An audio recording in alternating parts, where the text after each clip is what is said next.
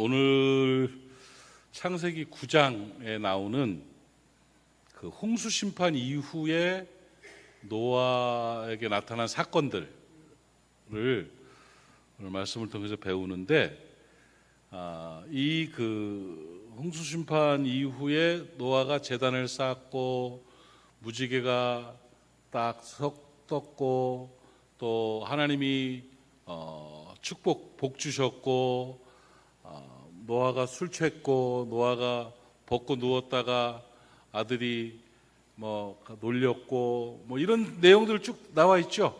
이게 이제 창세기 9장의 짧은 한 장인데 이런 사건들이 나와 있습니다. 이 사건들이 노아 홍수 이후에 나타난 사건들인데, 이 사건을 그냥 흘러가는 이야기로 어떤 연결고리로서 그냥 이렇게 한 장을 메꾼 게 아니고, 이 창세기 9장은 아주 중요한 우리에게 교훈을 주는 그런 장입니다.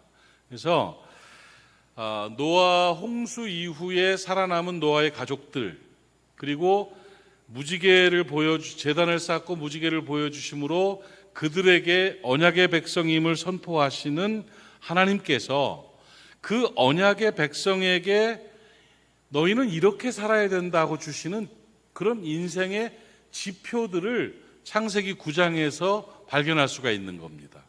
그러니까 창세기 9장을 볼 때 그냥 하나의 사건으로 볼 것이 아니라 창세기 9장 안에 담겨 있는 그 사건 뒤에 담겨 있는 하나님의 뜻, 하나님의 명령을 읽을 줄 알아야 되는 거예요. 오늘 제가 언약의 백성에게 하나님께서 주시는 인생의 지표를 좀 창세기 9장을 통해서 말씀을 드리겠습니다. 그러니까 아주 쉽게 말하면 이렇게, 언약의 백성들아, 너희 이렇게 살아라. 이렇게 살아야 번성의 복을 받아 누린다 하는 말씀인 겁니다. 그러니까 여러분이 어떤 자세로 어떻게 살아야 되는지를 배우는 중요한 시간이니까 오늘 말씀을 잘 들어보세요. 그리고 그대로 살기로 결정하고 하나님이 허락하신 번성의 복을 받아 누리시기를 바랍니다. 자, 이 창세기 9장을 이제 쭉 잠깐씩 하면서 말씀을 좀 공부하도록 할게요. 창세기 8장 22절을 보시면 같이 읽어요. 시작. 땅이 있을 동안에는 심음과 거둠과 추위와 더위와 여름과 겨울과 낮과 밤이 쉬지 아니하리라. 하나님이 제단을 쌓은 노아에게 이런 말씀해 주신 거예요.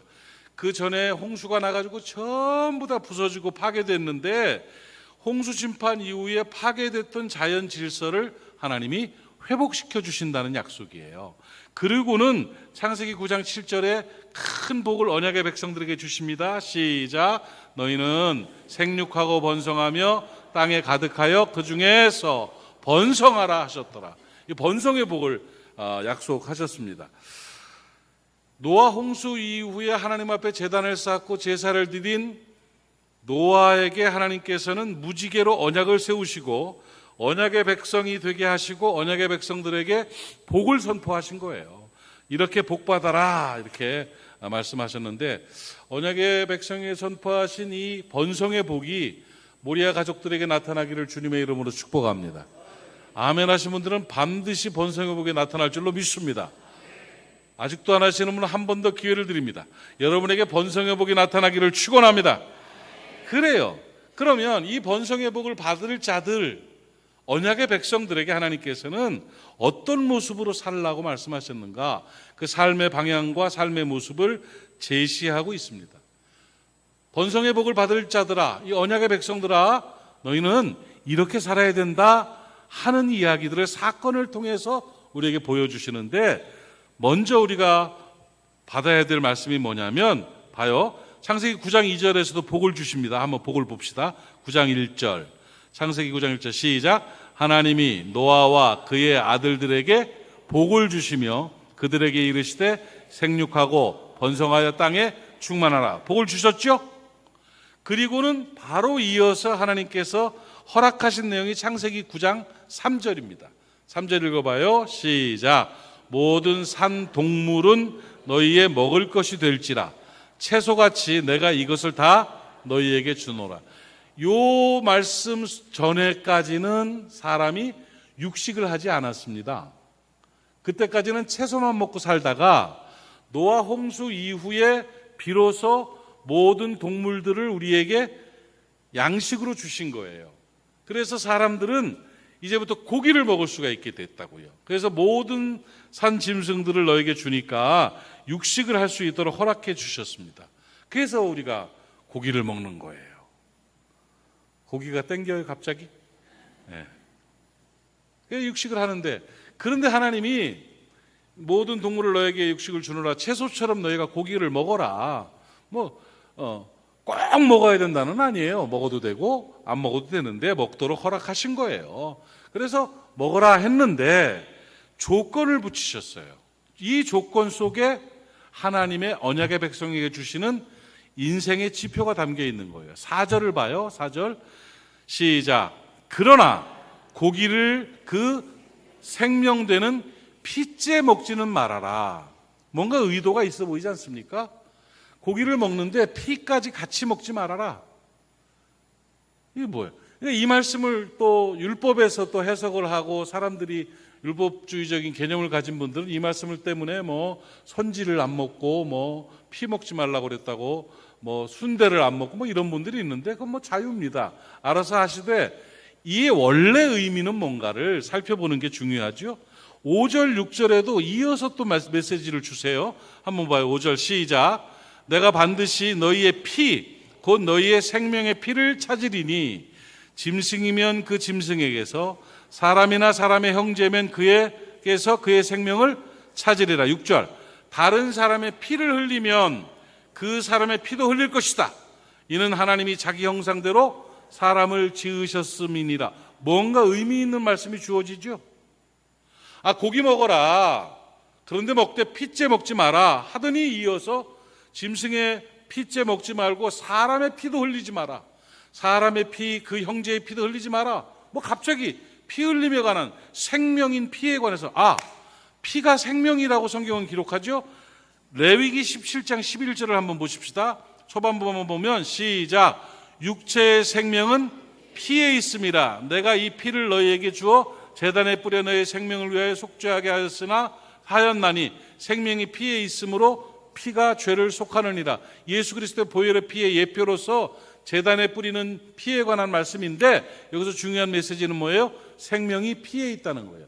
피가 곧 생명이라는 거예요. 그렇다면 창세기 9장에서 우리에게 원역사의 기록 방식에 따라서 좀 이렇게 두리뭉실한 주제로 딱 던져주는 메시지.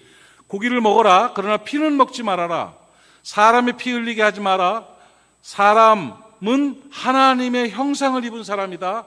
그러니까 그렇게 살아라 하는 언약의 백성에게 주신 피째 먹지 말라는 메시지는 뭐냐? 한마디로 말하면 너희가 이제 언약의 백성으로 이 땅을 살아가는데 생명의 존엄성을 지키며 살아라 하는 거예요. 피는 중요한 것이다. 생명은 중요한 것이다. 사람은 하나님의 형상이다. 너희는 사람의, 인간의 생명의 존엄성을 지키며 살아야 된다. 존귀히 여기며 소중히 여기며 살아야 된다는 메시지를 허락해주고 있는 것입니다. 사람은 하나님의 형상입니다. 사람 함부로 대하지 마십시오. 사람 무시하지 마십시오. 사람 이용해 먹지 마십시오. 사람 눈에서 피눈물 나게 하지 마십시오. 사람 억울하게 하지 마십시오. 사람에게서 피 흘리게 하지 마십시오. 이런 교훈인 거예요. 사람은 소중히 여겨야 된다는 거예요. 생명은 소중히 여겨야 된다는 거예요. 생명의 존엄성을 지키고 사는 것이 언약의 백성에게 주시는 하나님의 언약의 지표인 것입니다. 여러분, 세상의 타락이라는 게 뭡니까? 사람의 존엄성이 무너진 것이 타락입니다, 여러분. 오늘날 생명에 대한 존엄성이 땅에 떨어진 시대를 살아가고 있습니다. 사람 자체가 목적이어야 되는데 사람이 수단이 되어버렸습니다. 자기 마음에 들지 않는다고 사람을 죽여버립니다. 자기 이득에 피해가 된다고 사람들을 함부로 대하고 죽이는 이 패역한 세대가 되어버렸습니다. 이게 말세고 이게 타락인 거예요. 이게 습관화돼 버리면 인생은 망가지는 것이고 언약의 백성다운 삶을 살지 못하는 것입니다. 사람은 하나님이 형상대로 지음받은 가장 존귀한 존재이고 하나님의 뜻은 인간의 존엄성을 지키면서 살아가야 된다는 그런 명령이라는 것을 꼭 깨닫기를 바랍니다. 여러분, 생명의 존엄성을 지키며 살아갑시다. 선지를 먹고 안 먹고 순대를 먹고 안 먹고가 문제가 아니고 생명의 존엄성을 교훈하시는 언약의 백성이 해주시는 메시지예요. 첫 명령 생명의 존엄성을 지키며 살아가라. 그리하면 내가 번성의 복을 너에게 주리라. 땅에 충만한 복을 주리라. 이렇게 약속하고 있는 것입니다. 그래서 재창조와의 역사와 같은 노아의 방주, 노아 홍수 사건 이후에 무지개 언약을 세우시고 언약의 백성에게 주신 첫 번째 메시지, 가장 중요한 메시지가 생명의 존엄성입니다. 여러분, 교회 안에 있는 성도들은 대단히 소중한 분들입니다. 보통 교회들은 이렇게 말하면 아멘 그러는데 우리는 침묵을 하고 있네요. 다시, 교회에 있는 교우들은 대단히 소중한 분들입니다. 바울은 뭐라고 얘기했냐면 한 영혼 한 영혼 한 사람 한 사람을 바라보면서 그는 그리스도께서 위하여 죽으신 형제다 이렇게 말했습니다. 그리스도께서 저 사람을 위해서 죽었다는 거예요. 그러니 그 사람이 얼마나 귀한 사람이겠냐는 거예요. 이게 그리스도의 몸된 교회 안에서의 사람을 대하는 관점은 바로 이래야 되는 거예요. 그는 그리스도께서 위하여 죽으신 형제다. 존귀한 존재라는 겁니다. 존귀한 존재. 돈이 있기나 없기나, 몸이 아프기나 건강하기나, 많이 배웠거나 조금 배웠거나, 잘생겼거나 못생겼거나, 어찌됐든 그는 그리스도께서 위하여 죽으신 형제다. 그리스도께서 저분을 위하여 죽으셨습니다. 그러니 그분은 소중한 분입니다. 그 존귀함을 인정하고 사는 여러분 되시기를 바랍니다. 가정 안에서 존귀함이 하나님 앞에서 회복되기를 바랍니다. 이렇게 생명의 존엄성, 사람의 존엄성을 지키며 사는 것이 언약의 백성들의 삶의 자세입니다. 깨달으시면 아멘 하시기 바랍니다. 여기에 또 한 가지 조건이 뭐냐? 사람들의 생명의 존엄성을 지키고 살아라 하는 그 교훈과 함께 자신의 존엄성을 지킬 줄 알아야 되는 거예요. 자기의 생명의 존엄성. 그도 그리스도께서 위하여 죽으신 형제지만 그리스도께서 나를 위해 죽으신 하나님의 형상인 나인 것입니다. 나에 대한 존귀함이 없으면, 나에 대한 존중감과 존엄성이 없으면 하나님 앞에서 바르게 사는 것이 아닙니다. 여러분, 스스로 자신의 존엄성을 지켜나가는 존귀한 주의 백성들 되시기를 축복합니다. 그러면요, 자신을 함부로 대하지 마십시오. 자신에 대해서 무시하고 학대하지 마십시오. 심지어 자신 생명의 존엄성을 알지 못해서 자살하는 사람들까지 생깁니다. 물론 인간적으로 볼 때는 오죽하면 그랬겠냐, 또 심리적으로 정서적으로 병이 있기 때문에 그렇게 됐다 하고 이해는 할 수 있습니다만은 우리 그리스도인들 스스로가 우리의 생명의 존엄성, 자신의 생명의 존엄성도 분명하게 인지하고 살아가야 됩니다. 나를 사랑하는 자가 남을 사랑할 수가 있습니다. 그래서 하나님을 사랑하라 해놓고 이웃을 내 몸같이 사랑하라고 말씀하신 겁니다. 자신을 사랑할 줄 아는, 자신의 존귀함을 인정할 줄 아는, 그래서 다른 사람의 존엄성을 지켜줄 줄 아는 복된 언약의 백성 되시기를 주님의 이름으로 축원합니다. 또 하나의 하나님께서 우리에게 허락하시는 인생 지표가 있습니다. 창세기 9장에 나타난 두 번째 인생 지표가 뭐냐? 자, 이 내용들을 한번 정리해 볼게요. 창세기 9장 16절 17절 한번 보시겠습니다. 같이 읽어요. 시작. 무지개가 구름 사이에 있으리니 내가 보고 나 하나님과 모든 육체를 가진 땅의 모든 생물 사이에 영원한 언약을 기억하라. 17절. 하나님이 노아에게 또 이르시되 내가 나와 땅에 있는 모든 생물 사이에 세운 언약의 증거가 이것이라 하셨더라. 그러니까 홍수가 끝나고 물이 빠지고 제단을 쌓아서 하나님 앞에 제사를 드린 이후에 하늘에 하나님께서 아름다운 무지개를 쫙 펼쳐주신 거예요. 그리고는 하나님이 말씀하시기를 이것이 너와 내가 맺는 언약이다. 무지개 언약이에요. 그 언약이 뭐였냐면 이제 너희를 홍수로 물로 심판하지 않겠다. 안심하라. 힘을 주시는 거예요. 그 언약이 백성들에게 선포된 것입니다. 그러면서 노아에게 노아야, 이 무지개 언약을 기억하며 살아라. 무지개를 바라보면서 하나님의 언약을 기억하며 살아라. 이렇게 말씀하고 있는 것입니다. 여러분 가만히 생각해 보십시오. 노아 홍수 이후에 노아는 120년 평생에 그의 생에 600 몇 년 살았죠. 평생에 제일 큰 고통과 아픔이 홍수였을 겁니다. 그냥 그 방주 속에서 그렇게 살면서 또 방주에서 나와서 그 빛 속에서 공포와 두려움 속에 나와서 봤더니 막 짐승들이 죽어 있고 사람이 죽어 있고 막 뼈가 굴러다니고 제 썩은 냄새가 나고 막 이런 속에서 얼마나 트라우마가 많았겠어요. 홍수 트라우마, 막 공황장애도 걸리고 막 그랬을 거예요. 너무 힘든 시간이었는데, 그런데 하나님은 이제 홍수로 멸망시키지 않을 것이다, 내가 너를 사랑하고 너를 지켜줄 것이다 하는 무지개 언약을 보여주셨다고요. 그러니까 막 두려움과 그런 트라우마 때문에 힘들고 막 비가 올라고 날만 꾸물꾸물해도 막 가슴이 철렁하고 이랬던 노아가 무지개를 바라보면서, 무지개를 기억하면서 하나님의 언약을 생각하면서 위로를 받고 힘을 얻었다는 사실이에요. 그러니까 하나님은 언약의 하나님이시고 무지개를 보여주시고 무지개의 언약을 하심으로 말미암아, 약속을 하심으로 말미암아 노아가 언약의 백성이 되었다는 거죠. 무지개 보고 살아라, 무지개 기억하고 살아라, 이 말은 사랑의 하나님의 약속을 기억하고 살아라는 거예요. 하나님의 언약을 바라보면서 살아라 하는 말씀인 것입니다. 이 말씀이 신약에서 그리스도로 인하여 완성된 언약이 있습니다. 이 시대도 언약의 증표가 있는데 그 언약의 증표가 뭐냐? 무지개가 아니고 예수 그리스도의 십자가인 것입니다. 십자가 언약이 오늘 우리에게 주어진 완성된 언약이 되는 것입니다. 예수 그리스도께서는 십자가로 언약을 삼으셨습니다. 마가복음 14장 24절 말씀에 십자가를 앞에 두고 피 흘림에 관해서 뭐라고 말씀하셨습니까? 보십시다. 시작. 이르시되 이것은 많은 사람을 위해 흘리는 나의 피 곧 언약의 피니라. 약속이라는 거예요. 하나님의 약속, 그리스도의 약속이 바로 피 흘림이고 십자가인 거예요.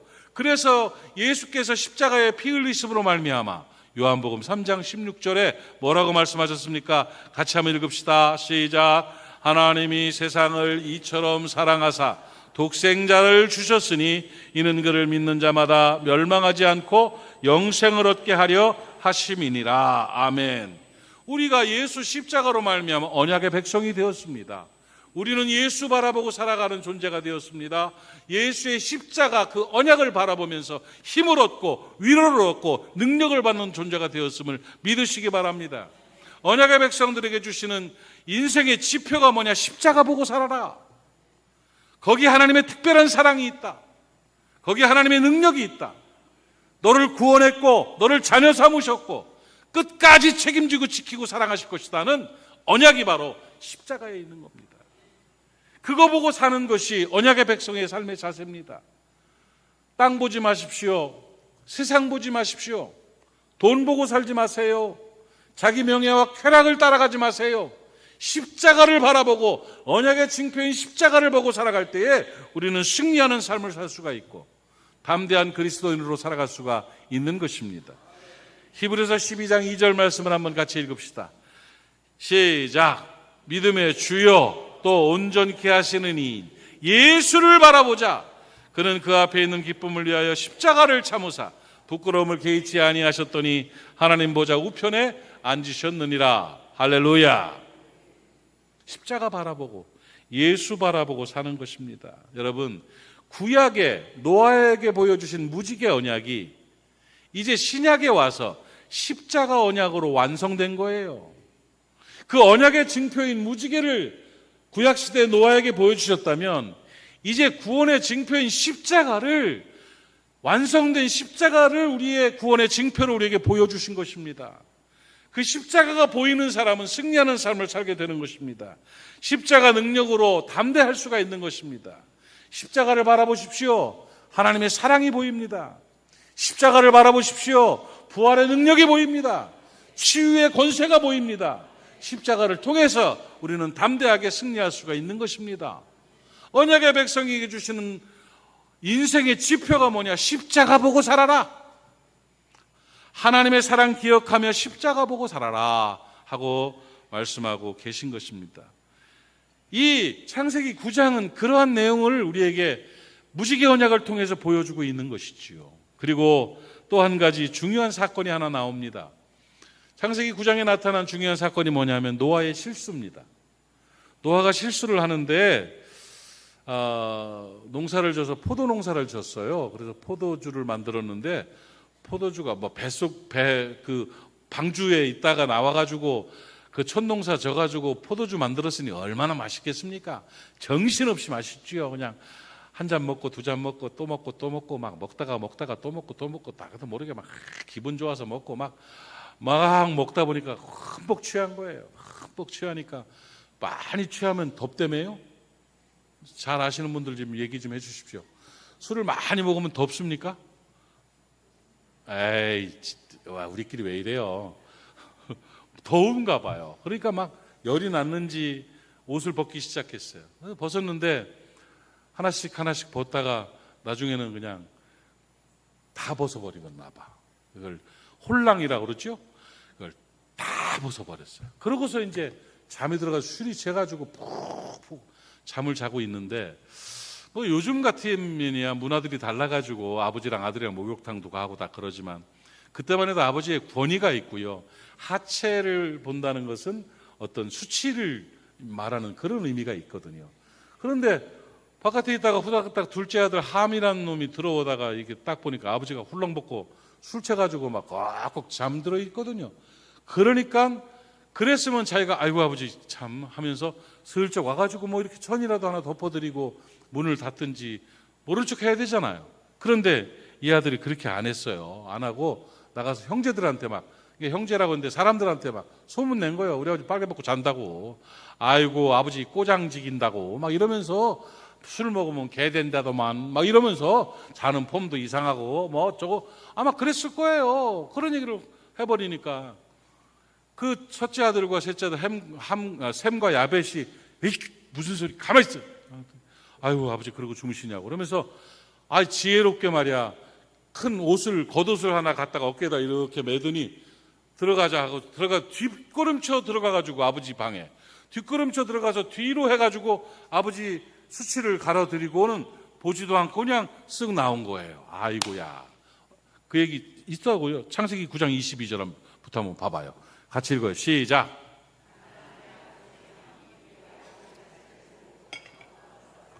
그 두 형제에게 알렸자고 그랬지요? 그리고 23절에 시작.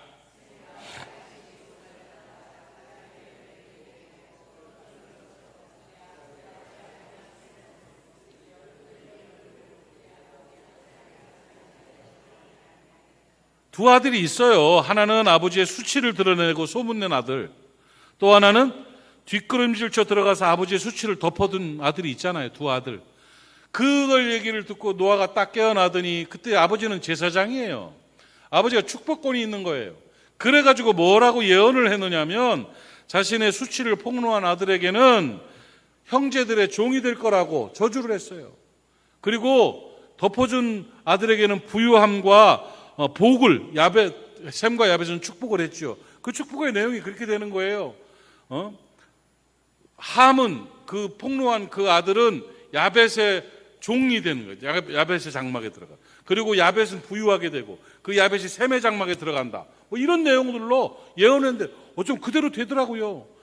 그거 이렇게 불이하잖아요. 셈이 우리 황인종들이고 함이 흑인들이고 야벳이 백인들이다. 그래서 그런 식으로 된다는 거예요. 그 야벳 족속이 부유하게 되고 이 함 족속들 흑인들이 어려움을 당하고 노예로 고통을 당하게 되고 결국 야벳 족속은 셈 족속의 장막에 들어간다. 그리스도의 품에 들어간다는 거예요. 그리스도의 장막으로 복음 안으로 들어가게 된다는 이런 교훈들로 해석하는 사람들이 많더라고요. 어쨌든 그렇게 된 겁니다. 이 교훈은 단순히 술에 취해서 실수한 노아를 책망하는 내용이 아닙니다. 이 사건을 통해서 우리에게 주시는 교훈이 있다는 거예요. 아들들의 행동을 통해서 사람의 삶의 방식과 도리를 가르쳐주는 내용인 거예요. 너희는 어떻게 살아야 된다 하는 겁니까? 노아의 아들들, 두 아들들의 행동, 아버지의 수치를 드러낸 아들과 아버지의 수치를 덮어준 아들, 그 둘로 나눠지죠. 아니 함은 왜 그랬을까요? 이유는 다른 거 없습니다. 아버지에 대한 존경과 사랑이 없어서 그런 거예요. 그럼요. 셈과 야벳은 왜 그랬습니까? 아버지에 대한 존경과 사랑이 있기 때문에 그런 겁니다. 여러분, 사랑은 뭐 하는 게 사랑인 줄 아십니까? 사랑은 덮어주는 게 사랑이요. 속된 말로 까발리는 게 사랑이 아니고, 정의롭게 까발리는 게 사랑이 아니고, 사랑은 덮어주는 게 사랑이요. 성경에 있어요. 베드로전서 4장 7절 8절 말세에 특히 이래야 된다는 거예요. 시작. 만물의 마지막이 가까웠으니 그러므로 너희는 정신을 차리고 근신하여 기도하라. 8절. 무엇보다 뜨겁게 서로 사랑할지니 사랑은 허다한 죄를 덮느니라. 덮어주는 게 사랑인 거예요. 가만히 생각하니까 나이를 먹어갈수록 사랑은 정의로운 게 아니라 덮어주는 거라는 게 느껴지더라고요. 이제 좀 철이 들어가는 것 같은 느낌이 들어요. 우리 어머니가 나를 왜 그렇게 덮어줬는지 이제 알겠어. 사랑했기 때문이었어요.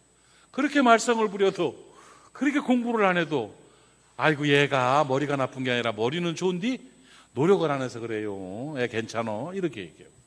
사고치고 말썽 부리면 꼭 그러죠. 아이고 얘가 나쁜 게 아니라 얘가 친구를 잘못 새겨서 그렇다고. 아니요, 나 때문에 그 친구가 망가졌는데. 그런데 엄마는 친구 잘못 새겨서 그렇다고 하면서 끝까지 덮어주셔요. 끝까지 덮어주세요. 뭘 뒤집어 까서 드러낸 게 없어요. 우리 엄마를 만났던 모든 사람들은 내가 다 효자인 줄 알아요. 내가 그렇게 잘하는 줄 알아요. 내가 그렇게 착한 줄 알아요. 왜? 엄마가 덮어주셔서. 덮어줘. 이거예요. 이게 사랑이에요. 그리스도인은 사랑으로 사는 거예요. 사랑으로 산다는 것은 덮어준다는 겁니다, 여러분. 창세기 9장에 나타난 언약의 백성에게 주시는 메시지는 뭐냐? 덮어주며 살아라, 좀. 부모의 허물을 좀 덮어주십시오. 그래요. 아버지처럼은 안 살 거예요. 그래, 아버지처럼 살지 마라. 그러나 덮어줘라. 어머니처럼은 난 안 살 거라고. 그래, 어머니 덮어줘라. 자녀들의 허물을 좀 덮어주시고요. 부부간의 수치와 허물을 좀 덮어주세요. 지금부터 가르쳐서 뭐 하려고 그래요? 학교 보내려고 그래요? 아내는 가르치는 존재가 아니에요. 남편은 가르치는 사람이 아니에요. 가르칠 게 아니에요. 서로 덮어주고 사는 거예요. 그게 사랑으로 사는 겁니다, 여러분. 그냥 뒤집어 까가지고 그냥 이것저것 저것도 이렇게 살면 복이 오지를 않아요.